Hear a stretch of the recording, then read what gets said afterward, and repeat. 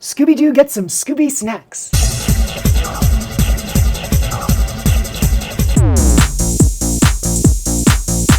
I have been running Scooby-Doo for a long time, and really this is just kind of like my gimmick car, right? Like it's my jalopy car, I call it. I sometimes call it like my experimental car, things like that. So this was like my very first open class MS suspension car. And I had no idea how to design an MS suspension car based on like my knowledge from 4 or 5 years ago. So I built this, and if you took a look at the original design of it, it was like this whacked out design where it's got the rear body damper, which it still does. It had a front solid non-AT bumper on the front, which it still does, but I'll show you the improvements. And it had my Flexiplate design on the rear, which it still does. And yeah, it was like a wonder how it worked. And I'm going to tell you that for the longest time, I could potentially admit to me being lucky in my races, but really, there were some things about my car that made it very formidable. And let's just take a look at those things so that we can understand what the starting point was and what we're currently up to now. So the starting point back in 2021 or so was a car in which the front of this, the front bumper, was basically at a non-angle, so there was no downward thrust. And back then I used this chassis here. I'm still using this chassis, but back then I had like no real idea about downward thrust. And so the front bumper was level. So the rollers were level. So they were like parallel to the ground. And of course that's a no-no in the Mini 4-wheel drive world. You always want to have some level of down thrust. But for whatever reason it worked great, because I guess the track was flatter, but that wasn't the case. There were actually incline jumps and the car still worked really well. So that was pretty funny. But here's the funny thing. Let's try to understand why it worked against various cars that had springs, suspensions, front pivoting bumpers. Well, all of those gimmicks slow down a car on various tracks. If you have non-suspension, non-AT pivoting systems on your car, and your car is relatively stable and light, there's a good chance that it could be just a little bit faster than those all decked out cars. However minute it is, it just so happens that for whatever reason, luck be on your side perhaps? I don't think so, because clearly you could see that this car was very formidable. It just worked well on that particular track, even with all of its winding turns and incline jumps, camelbacks, things like that. So successive tracks I didn't fare as well in testing, so I decided to pull it from the races that I was considering and replace it with other designs I had. But this was always like kind of like a cool concept to me, this rear body damper, which I've not seen on very many cars out there. I have seen recently on one of my Noobworks teammates' cars. His name is Richard. He had a car that had a rear pivoting system. That was really cool. But yeah, so I decided to keep the rear pivoting system, as you see here, but I improved it. So let's take a look at some of the improvements I have here.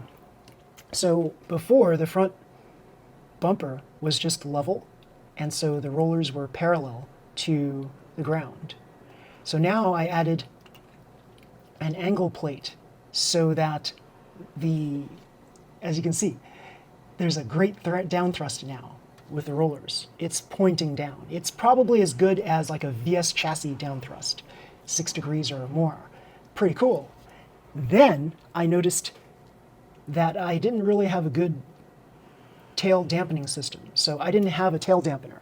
I had basically little weights that were on screw posts on the rear of my Flexiplate. So I replaced it with this tail damper, which is based on my rattlesnake tail damper. So this one is hidden underneath the body damper. So I tried placing it over the body damper, but then it interfered with the body dampening effect, and so I decided to place it under. And what I did here was I cut out this little part here so that there's more give on this little tail. Now, I could probably cut this out even more up to where you see this carbon popsicle stick is. I can probably carve it out a little bit more, but then it'll weaken the structure of the body damper, so I didn't want to go too much.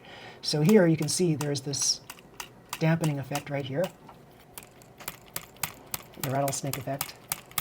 Yeah, pretty cool.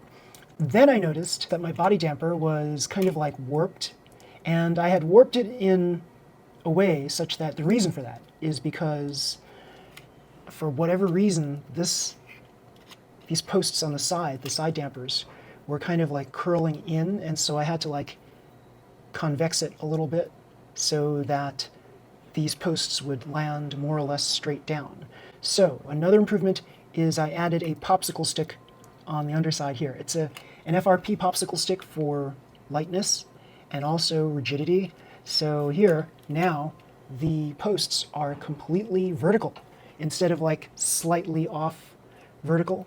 So yeah, that's an improvement as well. And I had repositioned this cowl on top of the body damper so that it looks more sleek. So now this is like a more sleek version of Scooby-Doo.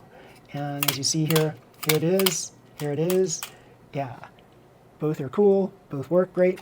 And also, I changed my flexiplate a little bit to make these posts in the center a little bit shorter so that there is more room for the tail damper to do its job. So now it can go a little bit lower than it did before. Before it was like hitting the posts and it was like this high, and so the dampening effect was not that much, but now I've got like a longer range for the tail damper.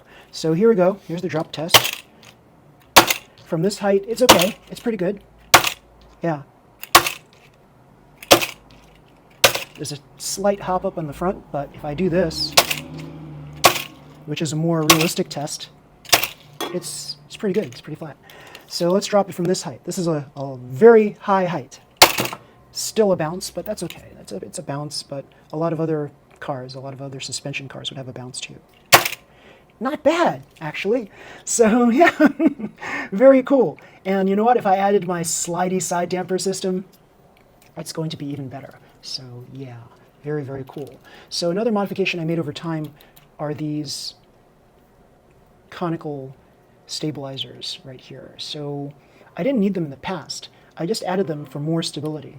So it might be a little slower around certain turns, but that's okay because I don't want this to course out. So I want this to stay in the track as much as possible.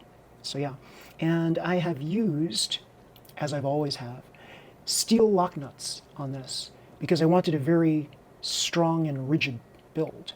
Aluminum lock nuts can kind of loosen over time, especially if you're untightening them and retightening them.